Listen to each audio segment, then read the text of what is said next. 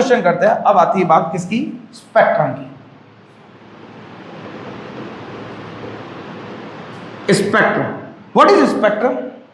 जब भी मैं किसी स्पेक्ट्रम को, अगर हम बात करें, जब भी मैं किसी लाइट को, ठीक है, किसी भी प्रिज्म से पास आउट करता हूं, ठीक है, तो लाइट क्या करती है, उसके अंदर जितने भी कॉन्स्टिट्यूएंट कलर्स होते हैं उसके अंदर बिखरती है।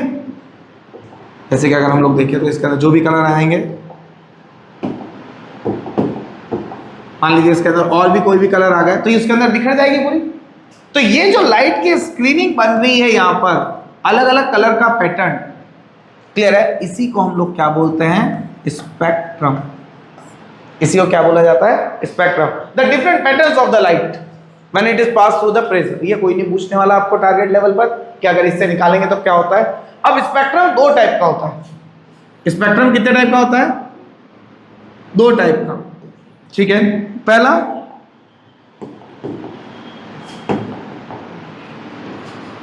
एब्जॉर्प्शन और दूसरा एमिशन। पहला स्पेक्ट्रम एब्जॉर्प्शन, मतलब आपके हिंदी में अगर बात करें तो अवशोषण, और दूसरा एमिशन का मतलब आपके उत्सर्जन। क्या होता है, मान लीजिए कोई भी लाइट सोर्स था जिससे आपके पास लेमडा 1, लेमडा 2, लेमडा 3, लेमडा 4 और लेमडा 5 की लाइट आ रही थी।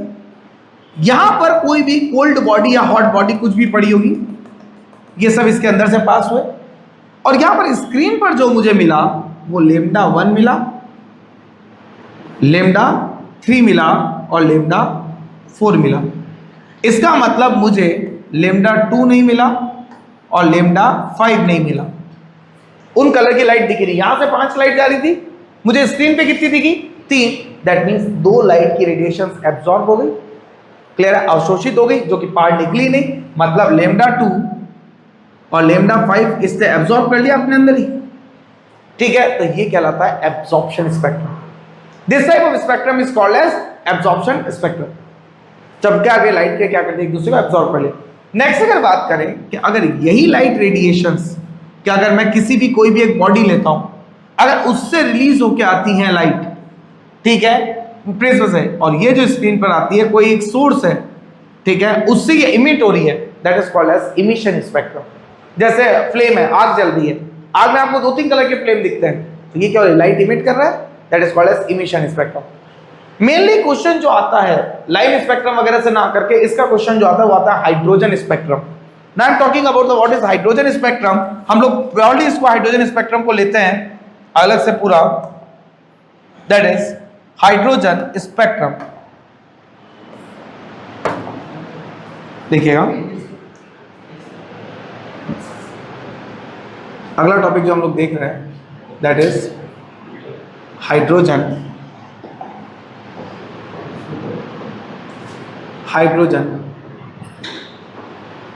स्पेक्ट्रम। ये इंपॉर्टेंट है और इससे क्वेश्चन भी आया हुआ है।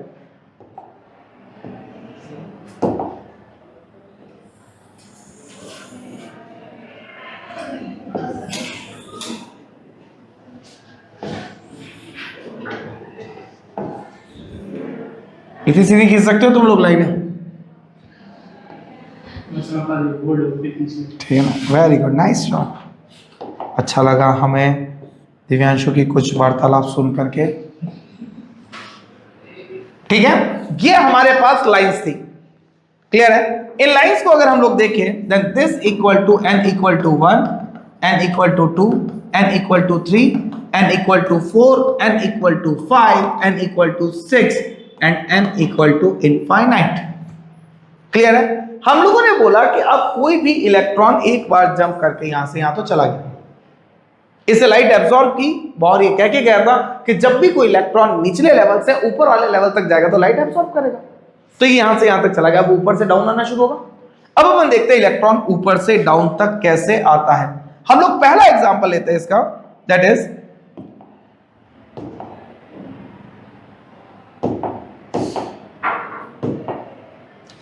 इलेक्ट्रॉन जंप्स फ्रॉम हियर, ये इलेक्ट्रॉन यहां से यहां गए, दैट इज पहला इलेक्ट्रॉन। कहां से आया ये? From the infinite to the shell number 1। ठीक है, शेल नंबर 1 के बाद अब इसके बाद की सारी सीरीज यहीं से आ रही है। ये लाइन यहां तक आ गई, ये लाइन यहां तक आ गई, this will and this will. अगर कहीं से पर भी आकर के ये फर्स्ट लेवल तक आता है तो इससे हम लोग कहते हैं लाइमन सीरीज। लाइमन सीरीज के लिए n कितना होता है? 1, n1, और n2 जहां से लाइन आ रही है वो 2, 3, 4 कुछ भी हो सकता है। इस सीरीज की पहली लाइन जो होती है that is called as L alpha. इस पहली लाइन की जो एनर्जी होती है, द एनर्जी, वो होती है कैसी? मिनिमम। जो फ्रीक्वेंसी होगी वो भी कैसी होगी? मिनिमम। जो वेवलेंथ होगी वो कैसी होगी? आपकी मैक्सिमम तरंगदैर्ध्य। सेकेंड रेडिएशंस की अगर बात करें, मान लीजिए कोई भी रेडिएशन एल अल्फा समझ आए, और ये कौन से रीजन में होती है? यूवी रीजन, अल्ट्रावायलेट, पराबैंगनी। सेकेंड रेडिएशंस आती है, मान लीजिए यहां से 1, 2, 3, 4 और ये यहां तक आ गई। This line of series is called as Balmer series. Lyman के बाद अगली सीरीज कौन सी आई आपके पास? बामर सीरीज। ठीक है, बामर सीरीज की अगर हम लोग बात करें तो इसके लिए n1 जो होता है वो होता है 2, और n2 जो होता है वो कौन सा होता है? 3, 4, 5 एंड सो ऑन। और ये जो सीरीज होती है किस रीजन में होती है? विजिबल रीजन, दृश्य। तीसरी जो सीरीज ऑफ लाइन आती है दैट इज लाइमन बामर के बाद तीसरा सीरीज यहां से स्टार्ट होता है। लाइमन बामर के बाद आता है पाश्चर। इसके लिए जो n1 की वैल्यू आती है वो आती है 3, n2 जो आता है वो 4, 5, 6 एंड सो ऑन।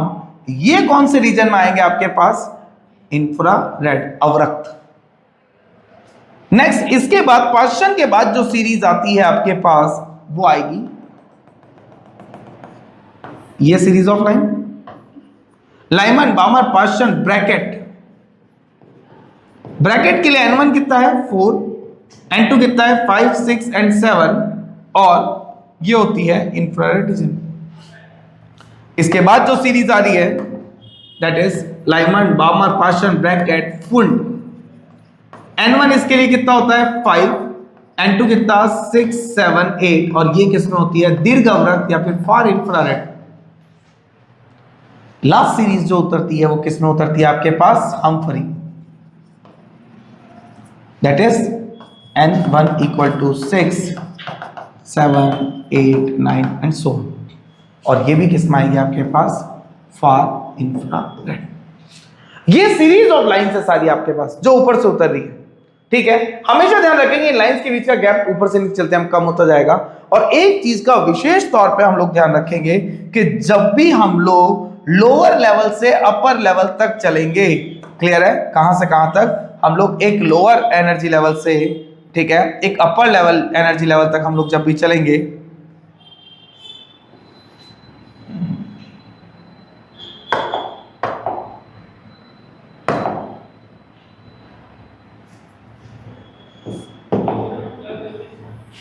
ये वाला पोर्शन यहां से यहां तक जब इस लेवल पे चलेंगे तो हमारे पास वेवलेंथ लेमडा क्या होगा? इंक्रीज।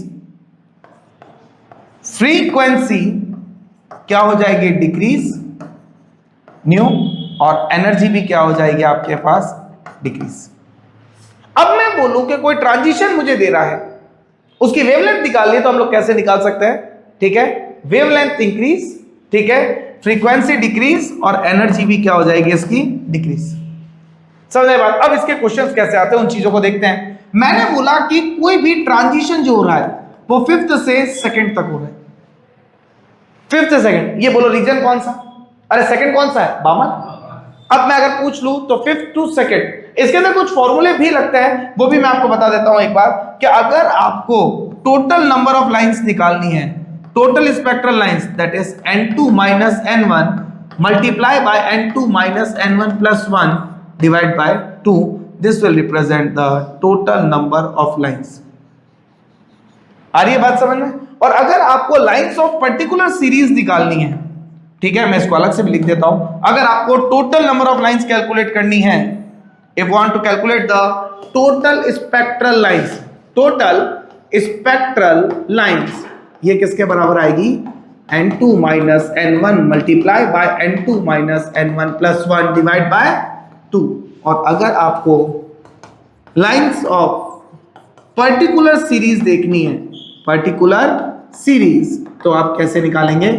n2 minus n1। अब इसका क्वेश्चन बताता हूं मैं आपको कैसे आता है, ठीक है? एक क्वेश्चन कर लेते हैं, फिर मैं ऑफ करेंगे हम लोग। क्वेश्चन बोलता है a transition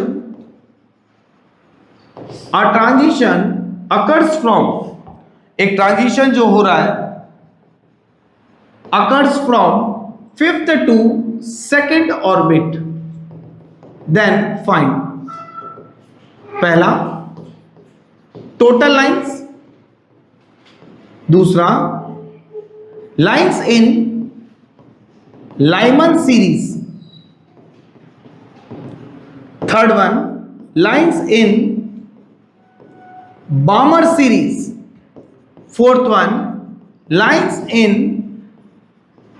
Persian series, fifth one lines in Brackett series, sixth one lines in Pfund series, seventh one total lines in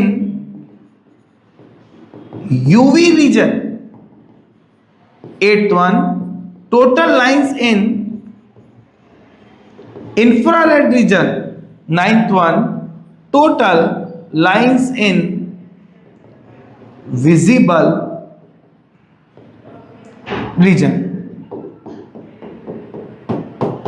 clear है? अब अगर अपन यहां से बात करते हैं तो यहां से देखें को मैं एक फॉर्मूला बताता हूं, लाइंस कहां से कहां आ रही है? 5 से 2, तो अब मैं इसको कैसे कर सकता हूं? n1 तो कितना हो गया? 2, n2 कहां से आ रही है? 5 से। टोटल नंबर ऑफ लाइंस का फॉर्मूला बोलो, n2 माइनस n1। अरे टोटल लाइंस कैसे?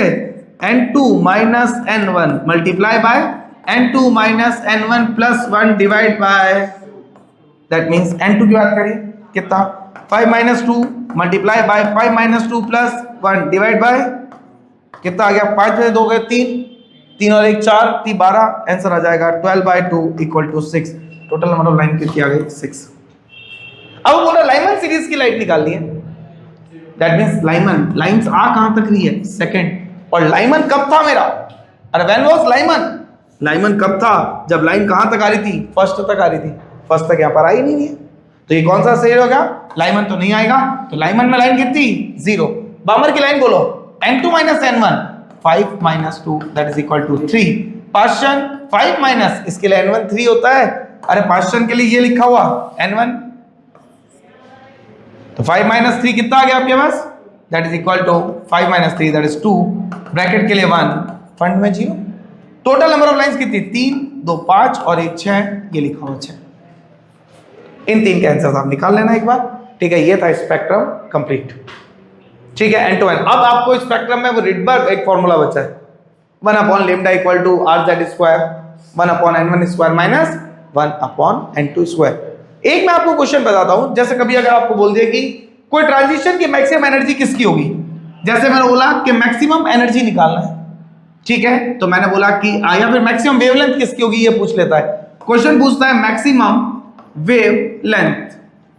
पहला ट्रांजिशन दिया 5 से 2, सेकंड ट्रांजिशन दिया 5 से 3, थर्ड ट्रांजिशन दिया 5 से 4 और फोर्थ ट्रांजिशन दिया आपको कैसे? 5 से 1। अब मैं इसको कैसे जमाऊं? 1 2 3 4 और 5 लाइनें बना दो। पहला ट्रांजिशन 5 से 2, ये मेरा 5 से 2, ये फर्स्ट ट्रांजिशन, ठीक है? दूसरा ट्रांजिशन क्या बोला? 5 से 3, 5 से 3 की बात करें तो ये मेरा 5 3। अब 3 वाला ट्रांजिशन इससे आगे ही आ जाएगा, ये आ गया मेरा 5 से 3। अरे भाई ये कौन सी सीरीज है? 5 से 2 का मतलब बामन, 3 का मतलब पार्शियन, 4 का मतलब ब्रैकेट और 1 का मतलब लाइमन। तो सबसे पहले तो लाइमन ही आएगी और सबसे आगे जाके कौन जाएगा? ब्रैकेट जाएगी। और तो जो सबसे आगे होती है उसकी वेवलेंथ भी तो सबसे ज्यादा होती थी। अभी अपन ने देखा ना, वेवलेंथ यहां से यहां चलने पर बढ़ती है, ठीक है? तो वेवलेंथ यहां से यहां चलने पर बढ़ती है।